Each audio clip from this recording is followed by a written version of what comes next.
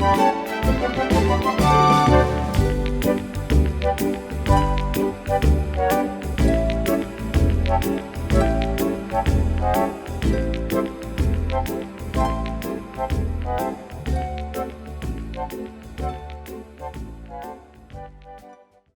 cuts to Bloodbath, Red Jack, and the Cyclops holding their guns at the Bushwackers. The trio have their hands up and they exchange nervous glances at one another. Well, well, well. We finally get to meet the famous Bushwackers.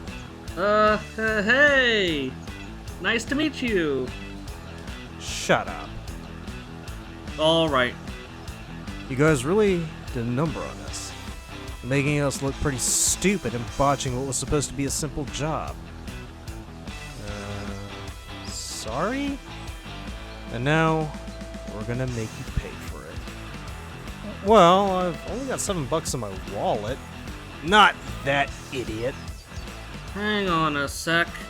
We froze their assets. How are you a-holes still getting paid? This isn't for money. He aims his gun.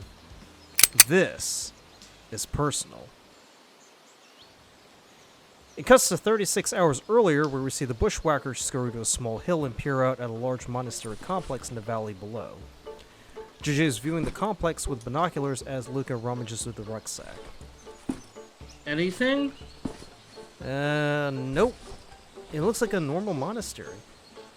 He lowers the binoculars. Hey, are you sure this is the place? Seems a bit different from the last three we went after. Like, why would an oligarch who participated in the attack on Alaska hide out in a holy sanctuary instead of a fortress on a tropical island? Yeah, pretty much. Doesn't feel right. Lee looks at his phone. Says here, the fourth target is here. So, what's the plan, Chief? We scale the walls, locate the guy, and go ninja assassin on his ass. He sees the others staring at him. Something the matter? Why aren't we walking through the front door? They look at him. I mean, we go in as simple pilgrims asking for a blessing and all that shit. And how are we explaining this? He points to the rucksack full of weapons. Soviet-era memorabilia.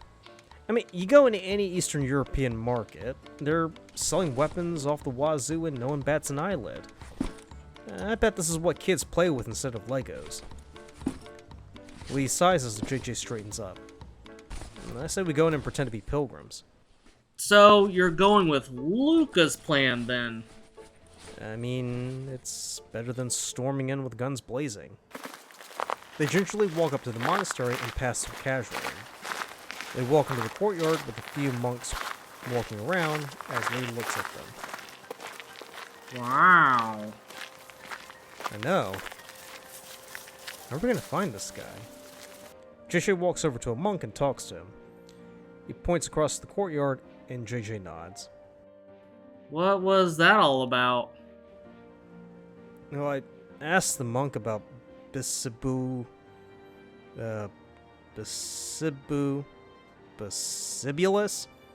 Yeah, him. And he said he goes by Brother Bulov these days. He's in that building yay over there. Hang on. You can't say his name, but you're able to ask that monk where he was? How the hell does that even work? They walk down a narrow hallway to find an open doorway. They peer in to see a monk deep in prayer. They look at each other. Lee sighs and taps the door. Brother Bulov? Brother Bulov? I think he's asleep. Kneeling like that? Hey, you okay over there? Lucas sighs and waltzes over. General Basibulus, we come with some very heavy news. The monk stirs and turns around. Ah, a name I haven't heard in all these years. Quite dramatic. We would like to, have a chat with you. Americans? Ah, I see you are weary pilgrims in need of guidance, right?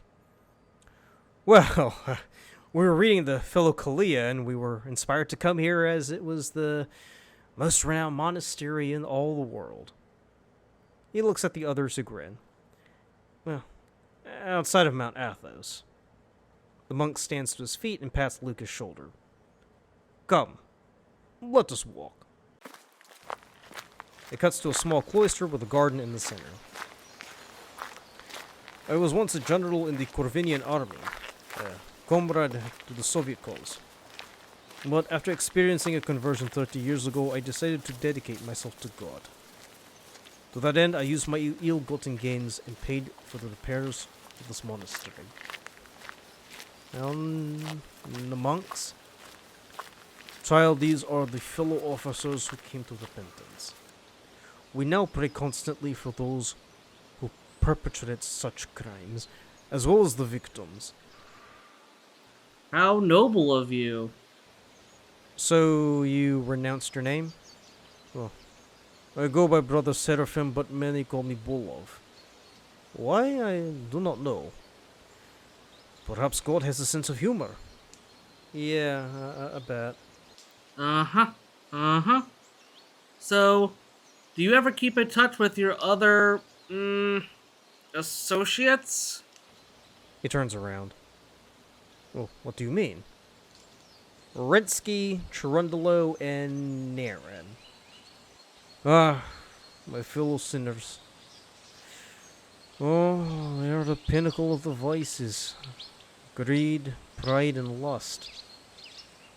I haven't spoken with them in years, but I pray that they turn away from worldliness and find solace in God, just as I have. Well, they may have just done that. Well, what do you mean? Didn't you hear? They're dead. Beloved's expression changes. He steps forward. How? The first guy was shot in Vienna. The second died in a house fire.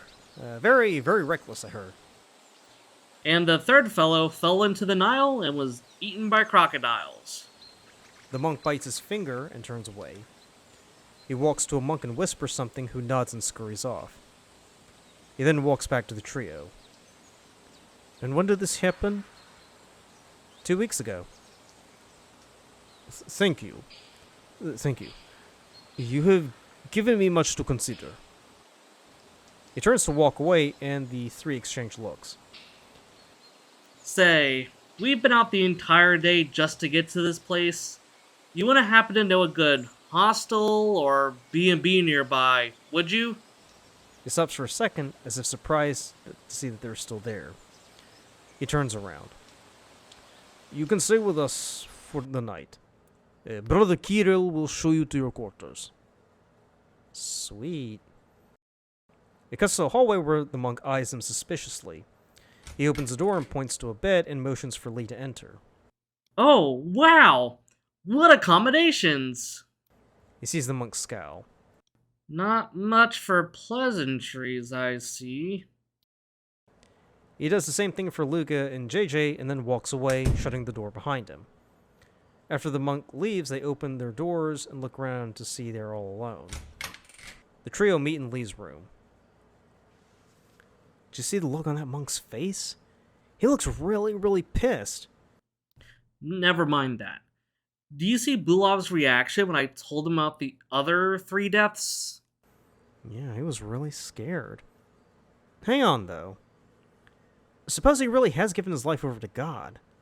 I mean, it would be a dick move to off him like that. Dude, he's one of the 4. Even if he's living as a monk, for all we know, it's just a front. You think so? Remember that scene in John Wick when the Russians used that church as a front for their smuggling operation? That priest was definitely in on that job, and John Wick took him out like that. Huh, point taken. I mean, assuming that is true, you think the other monks are in cahoots? Lee pulls out a gun.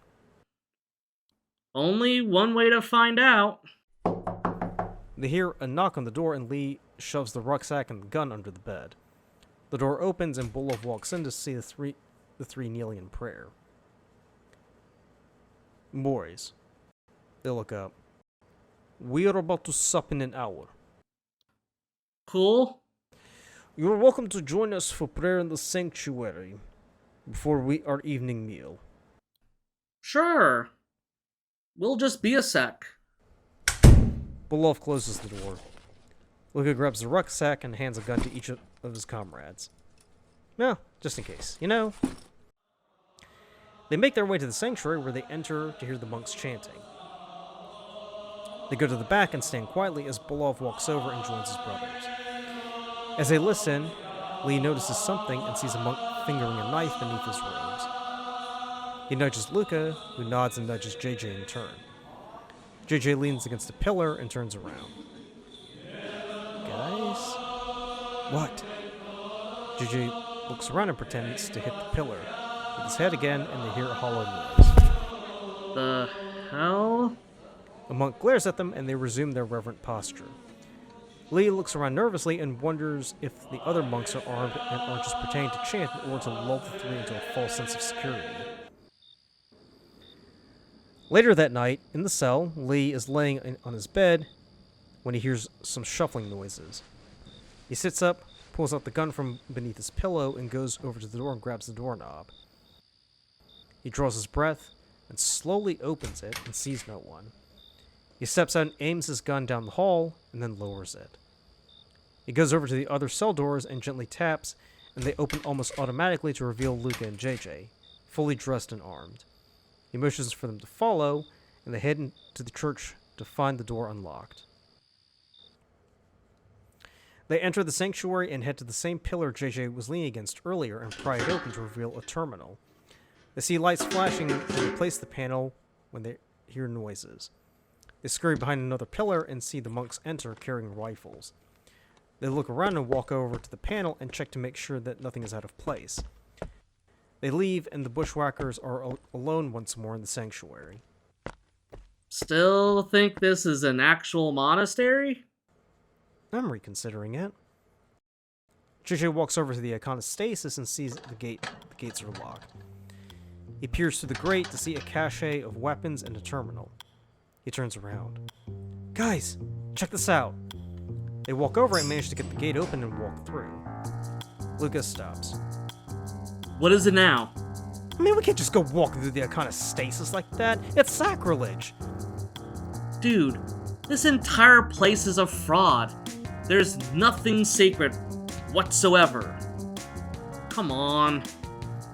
Luca reluctantly crosses the threshold and they inspect the terminal. Luca plunges a USB drive as they go through the data.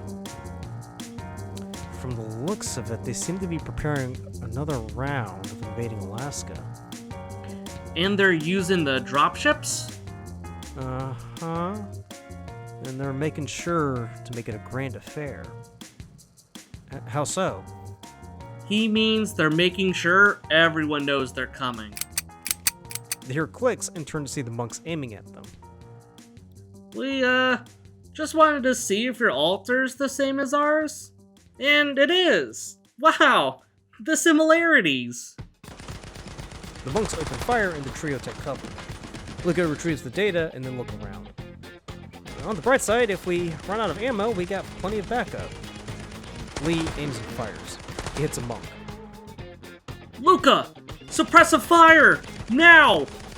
Luca complies, hitting another monk as Lee scurries to the back and feels the wall. Shit! No escape hatch? He looks up to see the windows and the apps. Well, this is all just a front. JJ, help me get the table over here. As Luca continues to fire, they move the table into place and Lee shoots the window and scrambles out, followed by JJ. Luca fires his last run and runs over and grabs two guns from the rack. Tossing them out of the window, he leaps out and lands on the ground where the others help him up. Thanks. They grab the guns and scurry as the monks lean out the window and open fire. JJ takes a shot, hitting a monk and sending him over the ledge, landing on the ground, dead. They make it to another courtyard and hide behind a wall to see a few trucks and tanks sitting there. JJ looks around and scurries to the tank and gets in while Luca and Lee inspect the trucks. Man, look at this! There's enough firepower to equip a small army. Well, where do you think they're heading? Don't know. But wherever it is, I don't have a good feeling. They hear more gunfire and see the monks approaching them. Oh, warrior monks, I see. I can respect that. They open fire and the two dive behind the truck. Lee fires beneath the truck, sending them to the ground. As they continue to fire, they see more of the monks rush out, and they are soon surrounded. Shit.